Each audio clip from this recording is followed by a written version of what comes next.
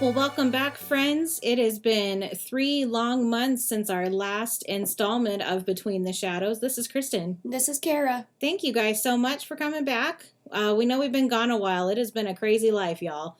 Crazy life and trying to get schedules to work, but we think we have a plan. We've reworked some of the scheduling, and I think we're going to be able to make this work. So we're so happy to be back. So I think last time we talked 3 months ago, we talked about the death of Reverend Trask, and we talked about Nathan's plot to get Millicent back. Mm-hmm. And he definitely succeeded because they didn't end up getting married. And so we're still in 1795. This is going to be our last installment for 1795, and it's going to be a doozy. All right. So lace them up. Here we go. So at this point, this is when Nathan took it upon himself and made it his goal to just drive Millicent insane. And he's kind of succeeding. You know, he started off with a little pair of earrings and, you know, he took one and Millicent wondered where it went. And he ran with it and said, Millicent, you're acting crazy, you know. So that's kind of where we are. And the next big thing that we see is Joshua Collins has asked the Countess Dupre to meet him at the old house. It's a private place and Joshua doesn't want to be interrupted. And Joshua tells Natalie of Barnabas's curse and that Angelique was the real witch at Collinwood. Now, the reason he asked the Countess in the first place, it kind of surprises me. One, because he didn't want to involve Naomi, and I do understand. But the reason number two did surprise me. He asked the Countess, he involved the Countess because he knew that she could summon somebody psychically from the occult. Right. And he asked the Countess to summon a person, a witch, to lift the curse from Barnabas. A witch. Yeah. Now, Victoria Winters she's sitting in jail right now. She's been condemned as a witch and is basically sitting on death row waiting to be hanged for this crime that she's completely innocent of. But Joshua went to the Countess because he knew that she had some ties in with the occult, and she was the one to ask about bringing on a witch at Collinwood to lift the curse. And it surprises me and it baffles me that the Countess can be so far into the occult and be able to summon a witch, you know, psychically, but she wasn't put on trial for witchcraft. Exactly. But Victoria's sitting in a jail. Yeah. Who's completely innocent. She's just fighting for her life right now. It irritates the snot out of me. Never made any sense to me. No. Like that she was never accused or suspected or anything. It always blew my mind. Mm-hmm. So from there, the Countess does perform this ritual where she lights a candle and she says she will make a psychic connection with someone who can help them. And she doesn't know who the person is. She doesn't know what they look like, but she knows that someone who can help them will be able to hear the call. Yeah. As soon as they decide this, while they're standing in the old house, the portrait above the fireplace changes to the one of Angelique. So both of them realize that they must make haste because Angelique will do anything she can to stand in their way. She's dead, but she can come back and stop all this and or do her best to stop all this. And even in death, Angelique is a very powerful witch. She just is. And so back at Collinwood, Nathan suggests to Millicent that she goes up to the tower room to investigate the light that she saw in the last episode. You know, he was like, there's no light up there. And she's like, oh, but there is. I can see. I'm looking at it, you know. And he's like, you're crazy. There's no light up there. But he encourages her to go investigate because Nathan, I think he knows that Barnabas is up there. So he sends, again, Nathan doesn't know Barnabas's whole story. Nathan just knows that Barnabas is the Collinsport Strangler. I mean, he strongly assumes that that's what Joshua's doing. Like, he's hiding Barnabas. Harboring him, yes. And this is in his intent to make Millicent crazy. So Millicent goes up, and sure enough, there's Barnabas. The sun has gone down, so he's up. He's not in his coffin, and he demands that she doesn't tell anyone that she saw him there. And she's hysterical, like Millicent is. She's hysterical, and she's crying, and she says, I can't. So you leave me no choice, you know, invites her. Invites her. And I think this point was where Millicent was just absolutely driven beyond her breaking point, and her mind it snaps. And she's finally what everybody treated her as. Exactly. So frail, mentally frail and everything. Now she really is. Yeah, exactly. And I think Barnabas had a large hand in that. Yeah. And to keep his secret, I mean, Barnabas is doing what he knows to do to protect himself and protect his family, and he didn't kill her, he just bit her. Yeah. So Joshua goes up there and finds her in the tower room because this Bethiah Mapes, who is the witch who has come to help, told him to go and check the tower room because she knows that Barnabas has left. Joshua and the Countess try to tell her, no, he's there. He promised he wouldn't try to escape, and she was like, okay, go up there. And if he's there, then you don't need me here anymore. Right. But Joshua goes up there and finds Millicent, but no Barnabas. And Joshua realized that Millicent's mind has snapped, and he knows that Barnabas was the one who was responsible. Right. So I think in this scene, we see a lot of emotion once more from Joshua in this scene. He sees what's happened to Millicent, and he knows that Barnabas is responsible, and he's very sorrowful, and he swears to Millicent that he's going to make it up to her. And my poor Millicent. And at this point as well for Joshua, he's slowly watched members of his family one by one drop off, die, get sick, and die. And this is just one more now. Like, if he feels like he just can't take care of his family, like right. I think it's a curse. Yeah, it's a curse. And at the end of this, we'll talk about this, but Joshua, at least Joshua directly was saved from the curse because of his inability to love his son, you know. Right. But he's watching everyone around him just drop like flies, and at the end he's the only one left standing. Yeah. The only one left standing. Mm-hmm. And I thought Bethiah Mapes, I thought she was a pretty good witch. I thought she was pretty fantastic. Yeah. She was able to tell Natalie that the curse that was on Barnabas meant that no one could love him, and he could not love because everyone who loved him was in grave danger. Like, she was able just to say that before even meeting him. Mm-hmm. And I'm like, dang, girl. So Joshua returns and tells him, yep, Barnabas is gone, you're right. And Bethiah tells Joshua that she did not realize the strength of the witch's power that put Barnabas under the curse. Mm-hmm. She calls to Barnabas and tries to get him to return, and he does return. He returns to Collinwood, and she begs the name of the witch who cursed him. She doesn't know her name, but she knows what the curse is. Yeah. And Angelique tries to prevent him from saying her name like she did with Ben, but Bethiah is able to fight her and make him able to choke out Angelique's name. And, she begins her incantation, and Barnabas speaks. Mm-hmm. And in this scene, the way that Barnabas is speaking, like, his whole voice changed. Mm-hmm. His whole voice changed, and it was very demonic, and I can't be sure that it was Barnabas's words coming out. Like, he tells her she's gonna die, but the way that he said it was so demonic. And I can only assume that the words were Angelique's, not his. Right. And Bethiah she admits that she's terrified, and this could mean life or death for her and for Barnabas. Mm-hmm. And she tries to refuse help anymore, while Joshua implores her and begs her to keep trying.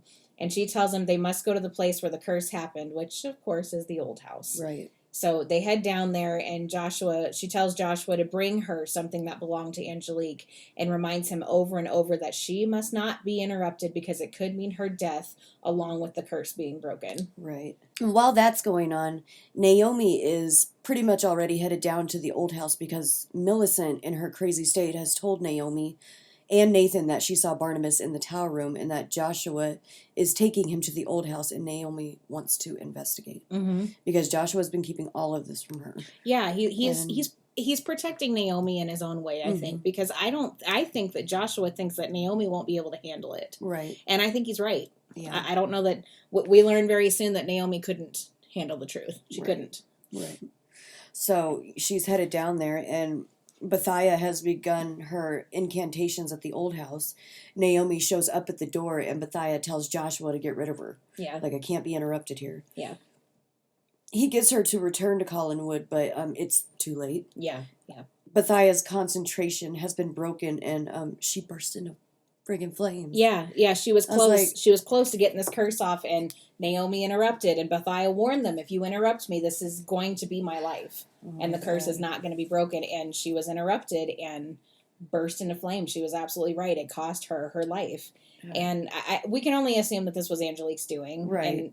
And then because we hear laughter coming from Angelique's portrait as Bethia's dying in this fire, you know. That famous Angelique giggle laugh. I can't even do it. Yeah, I know. I won't even try. Can't even try it. We know what it sounds like. I don't need to try. Oh, goodness. That's funny. So Joshua returns to Collinwood and asks Naomi why she went to the old house. And she tells him what Millicent said, and she knows that Joshua is keeping something from her. And she tells him Naomi is a smart girl. She's very smart. She tells him that she thinks that Barnabas is alive, and that's what he's been keeping from her. Yeah. She says that she heard his voice outside the old house when she was down there investigating. And Joshua tells Naomi that he was in the old house with Bethia, but omits the part about Barnabas being under a curse. Yeah. He tells her that he's changed his mind about who the witch was and that he thinks Angelique is the witch and that he wants to take the curse off the house, so he summoned Bethia Mapes, but her attempt had failed.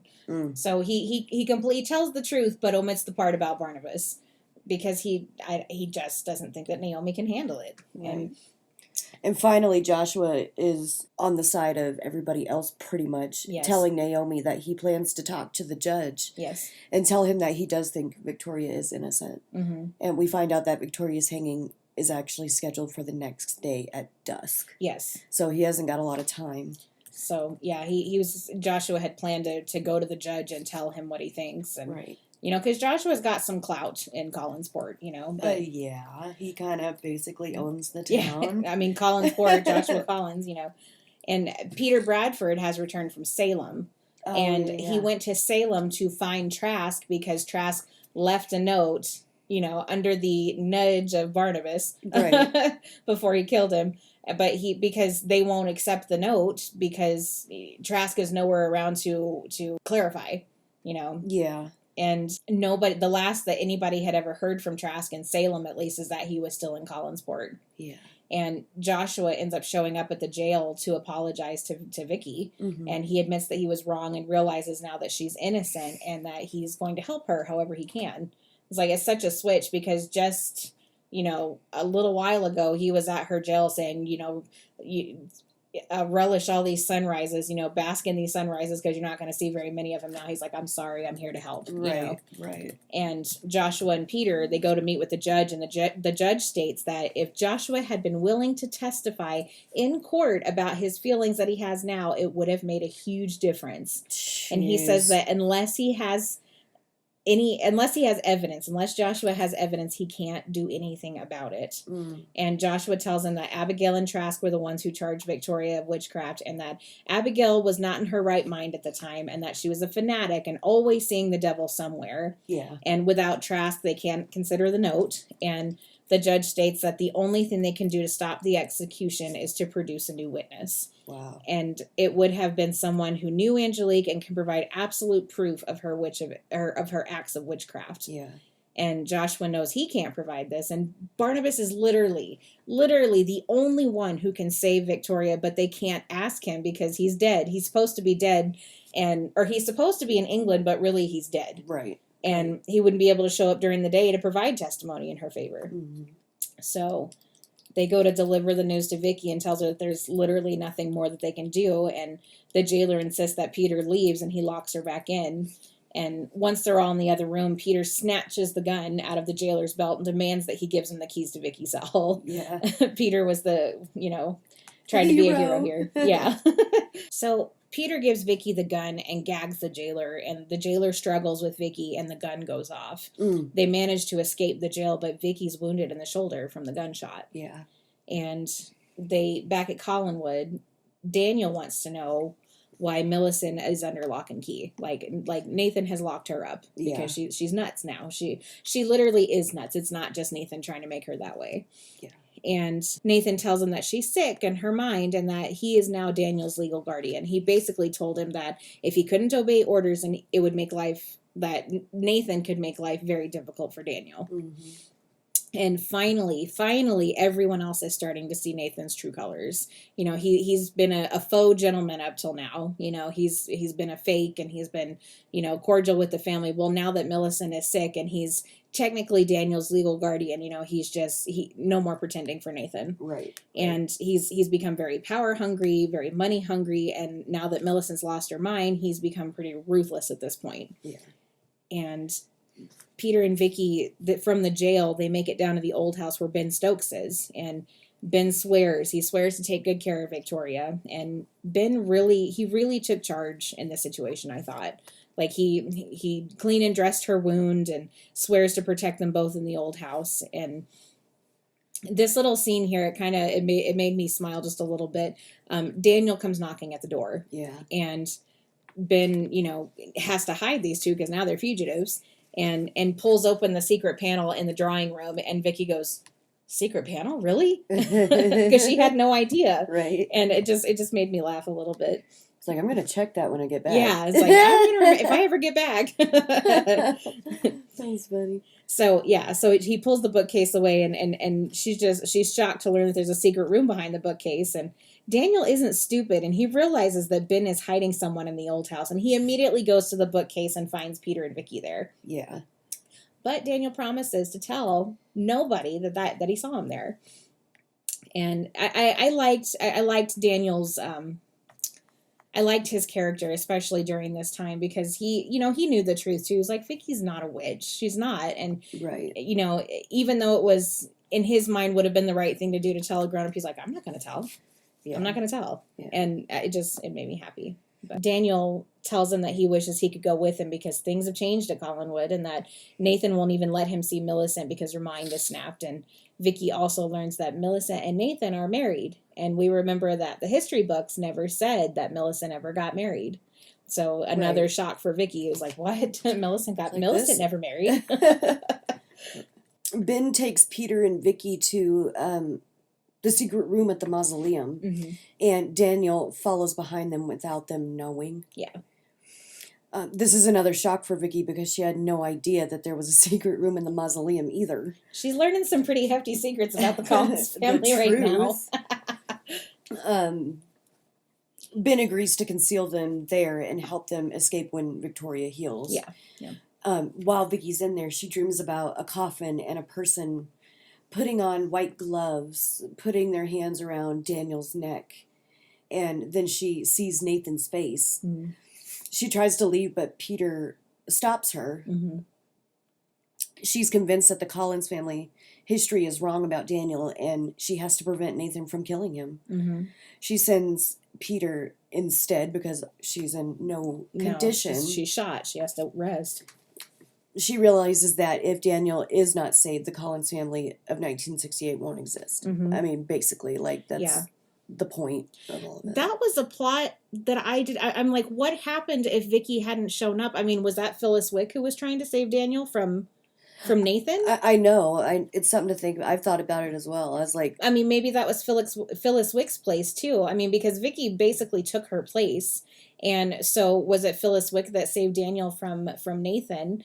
And now it's on Vicky, and Vicky's just learning, oh crap, I got to save this kid, otherwise my future is not going to exist. Mm-hmm. So I don't know. I've often wondered about everything Vicky went through was this Phyllis Wick. Yeah, you know what I mean. That's what step by step. That's what we're wondering. Did she fall in love with Peter Bradford? Did she?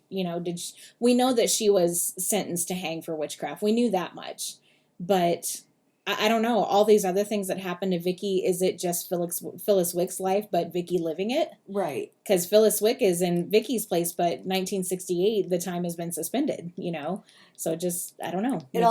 I've also thought about it as well as like, if this is Phyllis Wick's life that Vicky's just living in right now, did Peter fall in love with Phyllis? Yes. I've wondered that too. Yeah. I've wondered that too. It's never been addressed, and maybe skimmed over. Yeah, I think it has been skimmed over. It's definitely up for discussion. Definitely. But that might have to be a whole other episode. Or we'll never get to the end. So at Collinwood, Nathan warns Daniel to tell him what he knows about seeing Victoria. And Daniel tells Nathan that he's planning to ask Naomi and Joshua to adopt him. Yeah. So that Nathan won't be his legal guardian anymore. Right. Smart little boy. Right. And Nathan devises a plot to have Noah Gifford abduct Daniel. And Noah refuses, but Nathan threatens to go to the authorities and tell them that Noah killed Maud Browning and that he attacked Millicent. he wants Noah to take Daniel to sea and come back without him. Wow. And like literally he's out to kill this kid because of money. That's how money hungry he got, how power hungry he got. Like he was ready to murder Daniel to get the family money, to get Millicent's money. Crazy. And it just, because that was the whole reason for marrying Millicent, because he was going to drive her crazy and get all of her riches and, you know, be in charge of Daniel. But Daniel had this, did Nathan not even think that, you know, Daniel could ask Naomi and Joshua, or Joshua and Naomi would have thought to adopt Daniel? Or if they took it to court, he would win over. Yeah, exactly. I mean, this in this day and age, like if you took against Joshua and Naomi Collins of Collinsport, Clink. I mean, really, he doesn't think he would have lost that case. Yeah, I know, but they never took it there. Yeah, they never took it to the line. So yeah, I don't know. Something else to think about.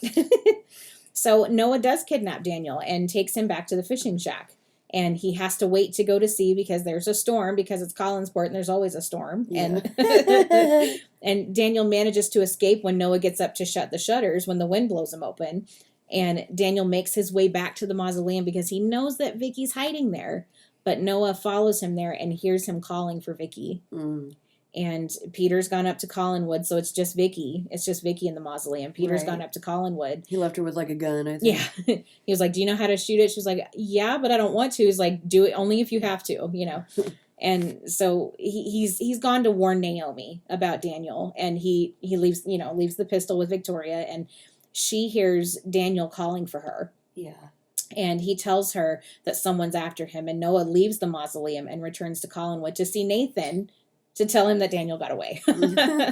And Noah tells him that he escaped to the cemetery and the mausoleum shouting for Miss Winters and then disappeared. Mm. And just then Naomi shows up. Now remember, Naomi's found her balls. So she's not putting up with no crap. That's right. That's right. Naomi shows up and wants to speak to Nathan, and she's concerned that Daniel's been gone for so long when Nathan doesn't seem concerned at all. Right. And once Nathan agrees to join the search for Daniel, Peter shows up and tells Naomi that Victoria is hiding on the property and that she believes that Daniel's in terrible danger. And Naomi tells Peter that Daniel is missing, and Peter says that Vicky had a dream that Nathan killed Daniel. And Naomi agrees to help Vicky however she can. She says that Joshua's in Boston, should be back in a couple of days, and Joshua should be able to arrange a boat for them to get out of the country. And Naomi is like, bring her back here. I don't care. This is my house where there's plenty of rooms to hide her. Bring that girl back here. So they did. Yeah, they did. They did. But Vicky, she's developed a fever, and Daniel wants to help. Yeah. And he opens up the secret panel and walks out into like the waiting arms of Nathan. Of like Noah.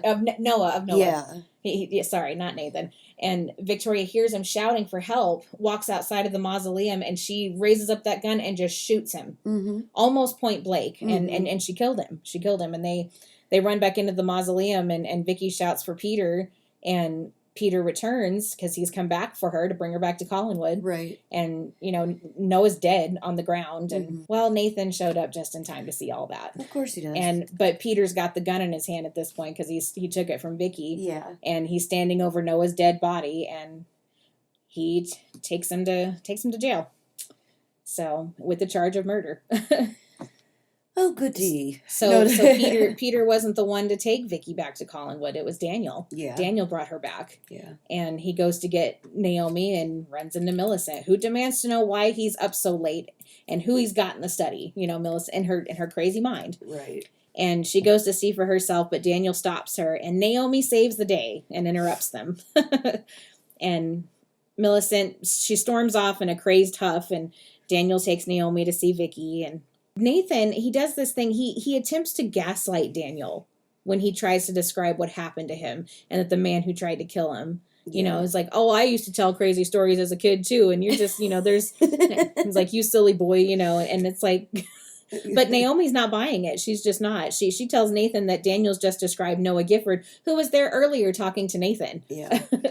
And Nathan said he's no friend of his, and he was found dead in the cemetery, and that he took Peter in for murder. So Vicky, who Naomi stuffed her in a closet because Nathan was at the door. Yeah. And but she can hear, Vicky can hear everything, and she hears Nathan tell Naomi that if the witch isn't found quickly, then Peter will hang before she does. Mm. So she's panicked, and Naomi, again, finding her balls, ends up stepping in when Nathan tries to bully Daniel. She tells him that she is having the incident of Daniel's kidnapping investigated. Yeah. And Nathan says that Joshua won't like the authorities at the house, but Naomi stands firm. And this is the moment where Nathan tells her that Barnabas is the strangler and Joshua is hiding him in the tower room. And after some argument, Naomi goes up to the tower room and finds Barnabas's coffin with Barnabas inside. And as strong as Naomi has been this whole time, this is the thing that breaks her. Yes. Of course. Of course. She finds his coffin and cannot handle what her only son has become. Mm-hmm. Broke my heart to see her crumble, and now we understand why Barnabas and Joshua wanted to keep it from her. I mean, because, like you said, I mean, it would be the end of her. Like, yeah, and it literally, Nathan broke her. Nathan broke Naomi. Yeah. And to put it lightly, she's shocked and she's devastated to learn the truth about her son. And Ben tries to smooth it over. He tells her that he's not dead, he's under a curse. Yeah. But he does bend the truth a little bit. He tells him that he can't wake up and the curse is some sort of sleeping sickness. Yeah. And she tells Ben that Nathan lied to her and said that he was the strangler, which pisses Ben right off. Pisses him off. Yeah. And he's ready to kill Nathan with his bare hands. Mm-hmm. He already threatened him on the docks. Yeah, exactly. And yes. And he's ready. Yeah, he's ready to kill him. And she tells Ben just to take Daniel into town and leave him there. Don't bring him back to this house until I've got this sorted. Yeah. And Nathan walks in the doors and sees Ben standing there, and Ben tells Nathan that he's lucky to be alive. Mm-hmm. And Ben says it exactly right at this point. He met plenty of horrible people in jail, but Nathan is the lowest and worst of them all. Yeah. He tells him that Naomi stopped him from killing him before, but he would just love another chance at him and for him to stop him from taking Daniel into town, as Naomi had commanded. And he's like, I wish you would try to stop me. I will take you out. Mm-hmm. Mm-hmm. And, this pisses Nathan off even more. And when Naomi goes to talk to him about what Ben said to her, she tells him that she knows that he's been blackmailing Joshua and is going to see that he's banned from Collinwood permanently, and he will leave without Millicent. And Nathan's like, Nathan tells Naomi that Ben's the one who lied. And she tells her to go to the tower room that night, and she will discover that Barnabas is not there because he's looking for a new victim. Right. And Naomi was like, I don't need to do that. I don't believe you. I don't believe a word. But I think curiosity got the better of Naomi and just having to know, just for sure. Mm-hmm. And she sees Millicent gazing at the portrait of Barnabas and watches her leave and decides to follow her to the terrace, to the gazebo, and just in time to see Barnabas bite Millicent. And now she knows the entire truth. Yeah. And I think this part right here is what really pushed her over the edge, and she can't live with what she's seen and what her son has become. Yeah. Like, discovering that her son wasn't dead was bad enough. Yeah. She recovered from that fact, but when she saw what Barnabas truly turned into, she just couldn't bring herself to keep living with that information, and it's heartbreaking. Yeah, broke my heart for sure.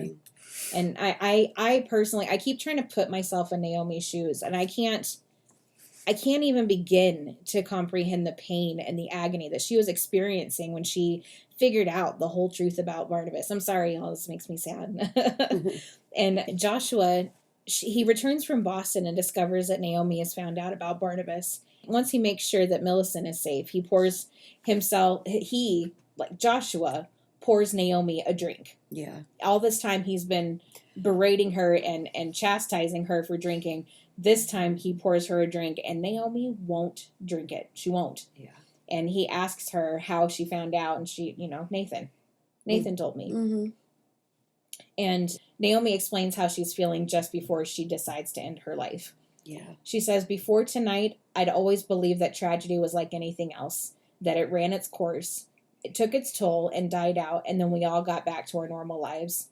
But I don't believe that anymore. And Naomi took her life, I believe, because she would honestly believe that tragedy would never stop. Yeah.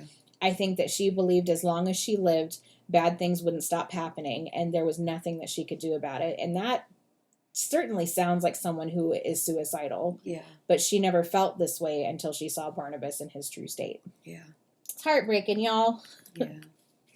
Well, and she sits and stews and thinks about what she has seen and makes the decision to end her life. She goes in to talk to Victoria one last time before she does, and tells her that Joshua will do all he can to make sure that she and Peter can leave Collinsport forever. Like, she'll do at least that. And Vicky picks up on her tone and asks her if she's telling her goodbye and that she seems different. But Naomi assures her that she's fine and is only saying goodnight. But, of course, Nathan has overheard their conversation and goes in and captures Victoria. Mm-hmm. She insists on knowing why he testified against her and why he is doing this to her now. Mm-hmm. It's her life he is taking, and she feels entitled to an answer. That's fair, girl. Yeah. If he's taking you in to end your life, that is a completely fair question. It just is. But, of course, it's all about the money with Nathan. He Mm-hmm. informs her that there's a price on her head, and he intends to turn her in. And cash in the money. Yep. So we flash back to Naomi.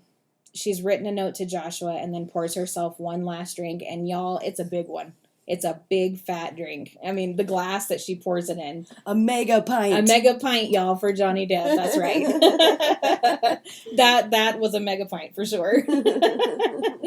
And she pours her mega pint and she pours in the poison. And then she takes the drink she takes this mega pint in one huge gulp and then heads up to the tower room to say goodbye to Barnabas. Yeah. But not before she asks him to tell her the entire truth. Mm-hmm. How did you get this way? Mm-hmm. And after he's done telling her about Angelique and the curse that she put on him, she tells him nothing could stop her from loving him, and she collapses in Barnabas's arms. Yeah. And it doesn't take her long to die. We don't see it, but Joshua tells Barnabas that before she died, she told Joshua that she loved him. Mm-hmm. And Joshua tells Barnabas that he's going to be the one to end the curse. He won't stake him because he feels like he can't. He just doesn't have the stomach for it. But it still feels like you're killing your kid. Exactly. Even if he is dead. Exactly. Technically. He went and had one of the servants take a silver candelabra and had it melted down into 6 silver bullets. Yeah. And he was like, that, I feel like I could stomach more than staking him, you know. Yeah. And it would end his life immediately. And Barnabas knows he has a few hours before Riggs returns with the silver candelabra. Right. So he wants to go after Nathan. One last hurrah. Okay. Yeah, exactly. And this decision is sealed once they realize that Nathan is the one who took Victoria into custody for the price that was on her head. Right. And Joshua does try to talk him out of it, but there's no stopping Barnabas. I mean, I think Joshua tried to talk him out of it, one, because it was the right thing to do. Yeah. But two, I'm not sure that Joshua really wanted him not to do it. Because Joshua, I feel like Nathan has just caused so much turmoil to this family, almost to the degree of Angelique. Oh, yeah. Like, when we were talking about this with Jewel on Resident of Collinwood, he was like, do you think that Nathan was kind of like a tool in Angelique's game? And I kind of think indirectly he was. Oh, yeah. I think so. indirectly he was, because he caused the death of Naomi. Mm-hmm. And he caused pretty much the death of Millicent. She didn't die, but her mind never recovered. Mm-hmm. She was always as loony as she was in this. So I think that definitely it was he was a pawn in Angelique's game, I think. So after this, we go to the Eagle, not the Blue Whale. I keep wanting to say the Blue Whale, but I know it's the Eagle. And Nathan has collected his reward for turning in Victoria, and he's at the Eagle celebrating and cozying up to a lady of the night when a bat shows up outside. And the unnamed lady leaves, and Nathan is alone, and we hear this, Forbes. Oh. And you just see the blood drain from his face, because he knows who this is, y'all. Yep. And this rage that we see in Barnabas at this moment, I don't believe this is the vampire's rage. I believe that this is the human's rage coming from Barnabas right now. Oh, yeah. Barnabas's mother is dead because of Nathan, and he tells him as much. My mother's dead because of you. Mm-hmm. You know, this is pure human revenge. Barnabas wants him dead to avenge Naomi, in addition to the other people he's affected. Right. And Nathan fires his pistol, and Barnabas says, my favorite line of the entire series, y'all, I cannot die because I am already dead. I love that line so much. And then Barnabas, you know, they kind of square off, and Nathan is just shocked because he cannot kill this man. He just fired a bullet into his heart and nothing. Right. And Barnabas tells him, is like, I'm not going to kill you. I'm not going to get you right now. He's like, I won't let you stew for this for a while. At the stroke of 9, your ass is dead. And no one at Collinwood is sympathetic towards Nathan. Nobody. Like even Joshua, who tried to talk Barnabas out of it, had no mercy, no sympathy, nothing. Yep. And Ben tells him there's only one way you can destroy him. You got to drive a stake into his heart while he's sleeping during the day. But guess what, pal? You're not going to live that long. Right. And Nathan runs into the study to plead with Joshua one last time, but spots the crossbow on the wall. You know, the wooden right. targets or whatever. What do you call it? The wooden things that you put into the crossbow. Arrows. Good Lord, can't even think of arrows. And it was in my notes too, y'all. The arrows are made of wood, and he realizes he can have one shot at killing Barnabas before he's destroyed. So he positions himself to get the best shot and waits for Barnabas. Right. And lucky for all of us, Nathan is a terrible shot and misses when Barnabas walks in. Mm-hmm. And it does reach Barnabas, but it misses his heart. And at last, Nathan Forbes has met his end, and everyone is grateful. Yep. Nathan is dead. Yep. And after this is when we learn why the history books say what they say and not the truth. Yep. We learn that the history books say about the family. We learn that Joshua tells Barnabas that Millicent barely remembers who Nathan is, and he's going to have the marriage annulled, and that history will never know it happened. So there's one. Mm-hmm. And Joshua states that Naomi will have a natural death along with Jeremiah, and Barnabas and Angelique's marriage will be wiped from history. Yeah. All the world will know of Barnabas is that he is Joshua's son and went away to England. Yeah. So now the entire book has been explained, or at least the part of this family. Yeah, this part of it, yeah. And Joshua makes a plan for the immediate future. He tells Barnabas that he's going to end him in the morning, and he's going to adopt Daniel and make him his legal heir. Which obviously he did. He did, because when we go back to the past again, Daniel, for the very last time, when we go to the past the very last time, Daniel is an old man, and his descendants are there and making chaos and whatever, like the Collinses do. So we know that Joshua did, in fact, make Daniel his heir. And that was evident later on. Yeah. So before Barnabas heads to the mausoleum, he asked Joshua to please free Ben. Mm-hmm. Please do this for me. Mm-hmm. Do this for Ben. He's paid his dues. He's been loyal to this family. He deserves his freedom. And then he asks that he will do all he can do to get Victoria out of jail. And Joshua agrees to both. And they say goodbye. Joshua says goodbye to his son. And we know that the future, that Joshua was unable to shoot his son. Yeah. So he orders Ben to fix a silver cross to the top of the inside of the coffin and then wrap the coffin up in chains so that Barnabas will be confined to his coffin forever. Yeah. And Ben does what he's told and tells Barnabas goodbye. And he returns to Collinwood, and Joshua gives Ben his freedom and $100 to start a new life for himself. And at this moment, a letter from the governor had arrived, and the letter states that he will not give Victoria a stay of execution, and she will be hanged as a witch. Mm. So we're just about wrapped up here, guys. That's when they flash back to the jail, and they let Peter visit Victoria as a last request before she's hanged. And they only have about 5 minutes together before they come to get her. And they have just enough time to tell each other that they love each other for the first time and share a kiss before the jailer comes to get her. Mm-hmm. Peter swears that he will find Vicky through time, as she did, and she is taken to the gallows. Yeah. And as she is taken to the gallows, Peter reminds her one last time that, I will find you. Yeah, remember what I'm saying. I'll find you no matter what happens. Yeah. And as she hangs on the gallows, the clock in 1968 starts ticking again, and Phyllis Wick and Victoria Winters switch places once more, y'all. Mm-hmm. Mm-hmm. So that wraps up 1795, ladies and gentlemen. Sorry it took so long. Sorry we were 3 months on this last episode. We have been working so hard to get our schedules to align, and but we're back on track, you guys. We got a new plan. We got a new studio to record in. We're very excited for the future, and we're ready to bring Between the Shadows back to life, y'all. Yes.